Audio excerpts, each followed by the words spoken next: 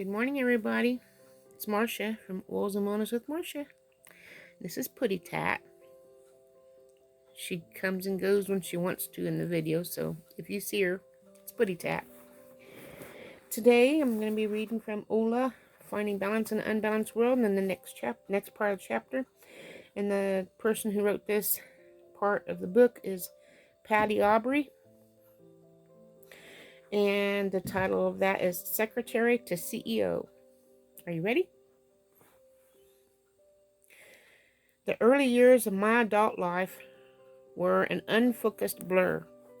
I was 24 years old, and although I was married, I felt lost, alone, and scared. I was an LA girl married to a Jersey guy, trying to live on champagne lifestyle on a beer budget, with absolutely no plan on how to get from where I was to where I wanted to be. How on earth had this happened to me? My husband and I were miserable and broke, so we did what every 24-year-old couple should do. We moved in with Mom and Dad. Not a new law move. In fact, once we received this wasn't a stiller lifestyle, we quickly wanted out of the house. So I did something I'd never done before. I set a goal.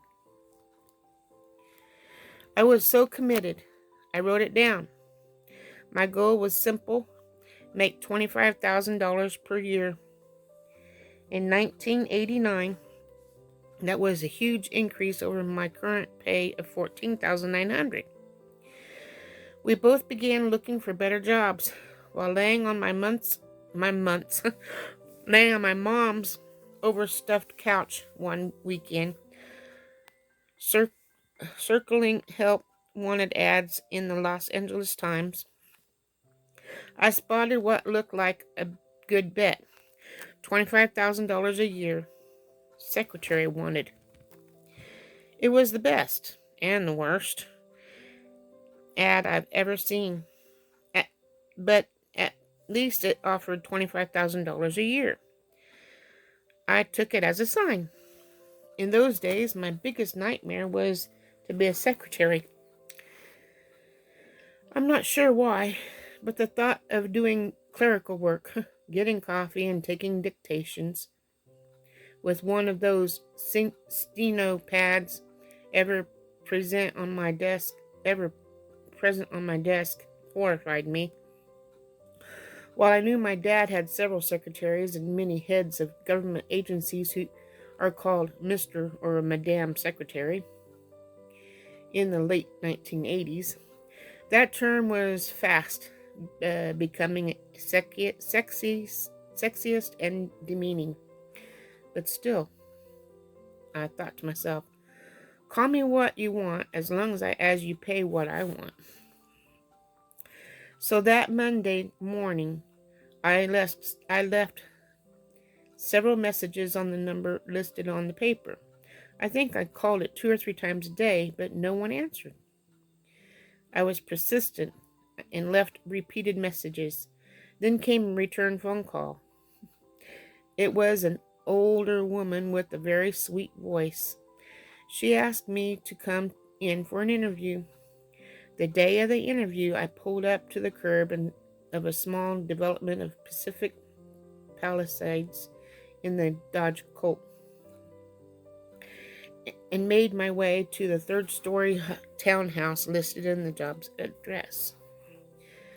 Odd place for an office, I thought. As the door opened, there stood a nice, soft-spoken woman and a man who seemed ageless and unpretentious to me. They had funky hippie furniture, red shag carpets, and potpourri in all the bathrooms. There were books and papers everywhere. Their meeting room was in the kitchen. We all sat around the small table for 3, me and my blonde bob and shoulder pads, and they in their relaxed all-cotton clothes. I was very nervous, but they seemed nice. We talked for about 30 minutes, then they handed me a packet of material and said they would call me. When I got home, I laid everything out on my bed and looked at the brochures and pamphlets. Honestly, I had no idea what they did for a living. I just knew the name of the company was Self-Esteem Seminars. The guy in the brochure cover, the one I met with, was a professional speaker who talked about how to build self-esteem, which I was sure was one for losers. Within the next few days, I went to dinner with some friends and told them about my interview, and they had actually heard of this guy and said he was amazing. And I hoped I got the job. Now, of course, I was secretly hoping I did too. But then came the phone call. Hello, Patty. Hi. Hey, it's Jack Canfield. Look, it was really nice meeting you. But we've decided to go with someone who was more experienced in the hotel industry and is a bit more mature. Mature? Really? Lawsuit. I hung up the phone and continued my search. Soon afterward, landing another job, it was a long commute from home, completely boring, and paid more short of my goal of $25,000 a year. It wasn't even a nice place to work, but it was a job. I settled in, and I did mean settled, because, well, isn't that what you do at a job you hate? Work was just a four-letter word, and I did what I had to do to pay the bills. Then 3 months later, I got a phone call. It was the man again, Jack Canfield. Let's talk, he said. Something tells me we weren't meant to work together.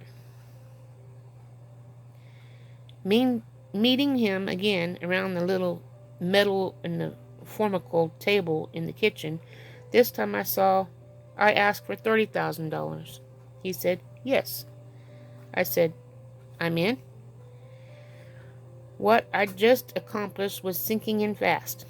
A mere 5 months after setting my goal, a concept foreign to me. I had not only achieved the income I wanted, I had exceeded it. For years I thought it had been a bold move, but now I know it was fate, luck, and the universe inviting me to be my best self. I could have easily told him, no thank you, I'm fine where I am. After all, maybe I have dyslexia. After all, in the 3 months I'd been working at the other job, I had already been promoted, literally a week before. But there was this little voice inside me saying, well, if he's willing to offer $30,000 now, what would he be willing to do in a few years?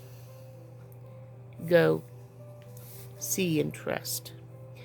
Today, I'm grateful I was so young and less opinionated. I didn't judge him for passing me up the first time, although it did cost him. I was open to something totally new and completely foreign to my world. As in the 80s, girls are with long red nails. The furthest thing that my reality was a hippie. 20 years my senior, who's graduated from Harvard and just wanted to transform the world.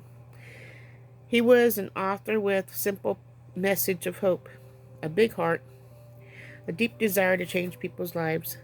Turns out he was also into the newfound love of goal setting. With the two of us working together, our goals would not be denied. We weren't even discouraged when 133 publishers told us no and rejected the manuscript of the little book he wanted to write called Chicken Soup of the Soul. After we finally got a yes, I I would literally go door to door with a newly published paperback and ask everyone from bagel shops to nail salons to buy a stack for their customers. I was never too good to do anything that we thought would build the business. I continued to set goals and took action towards them every day, even though all the rejections, disappointments, and challenges. The kind of hustle eventually moved me from secretary to CEO.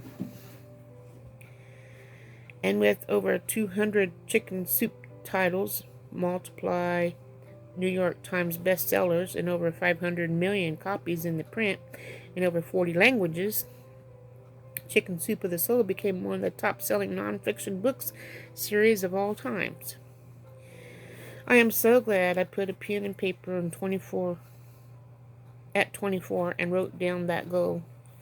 Was whole crazy ride, creating book series, building a brand, transforming millions of people around the world, all started with one goal, and one goal only.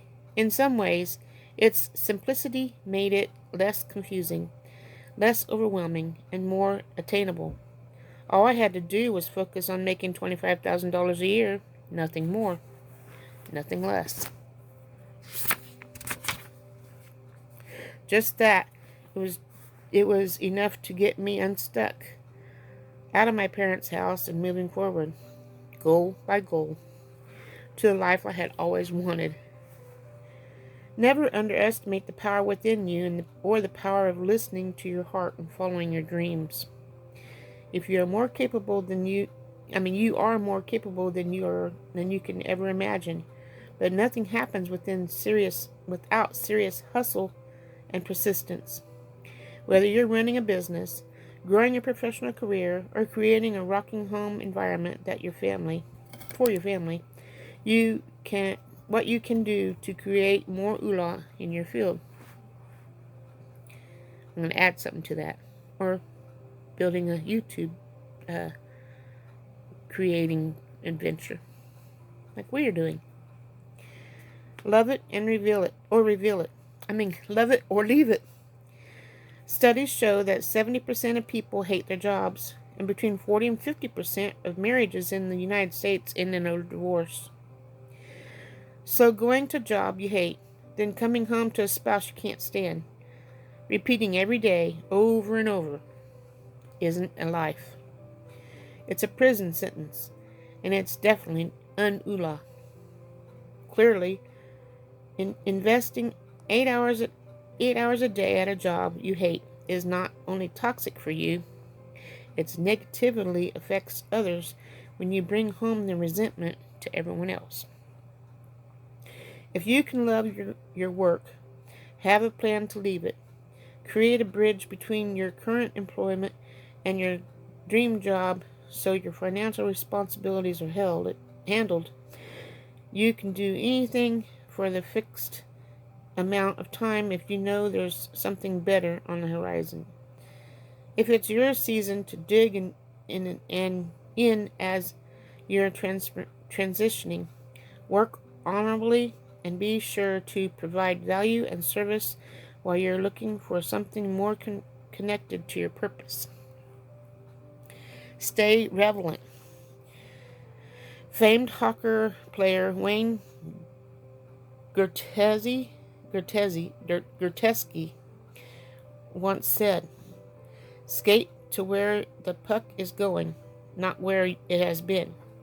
If your career skills are outdated or uninspiring to your employer, or if your business could benefit from being at a forefront in your industry in some way, our advice is to ungrade your skill set so you stay relevant in your field. Start investigating new technology, find different ways to use social media, look for benefits in the world events, and anticipate economic trends. And if you stay-at-home mom and or a homeschooling mom, it's an amazing calling in your life but it also demands that you stay relevant in order to raise incredible kids who excel in life. What are some new parents' ideas you can try? How can you create a healthy, stress-free home that helps your kids do better in school and other activities? Think boldly about Think boldly, but be authentic. Always seek and serve.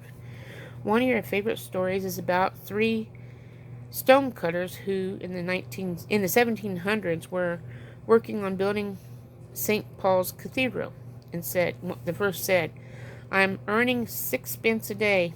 The second said, "I'm cutting this stone true and square."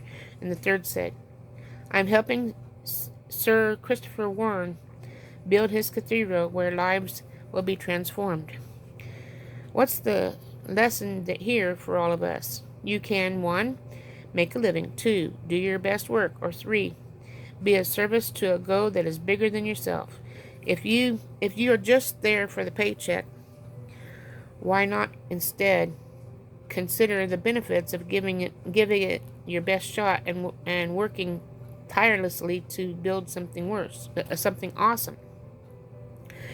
Your confidence would grow, and so would your value to the employer. Always seek to be a service in your field, whether it's a job or off the clock. Put in the good day's work. Go the extra mile. Lose the attitude that most people have when they're asked to do something outside their job description. Having an attitude of service and working alongside others is achieving a greater goal.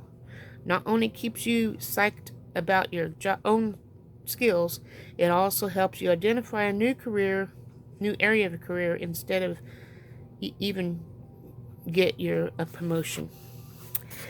That's all I have today. Tomorrow, I'm going to be probably, if I can do it, promoting another channel that I'm subscribed to. So look forward to that. See who I'm going to be shouting out.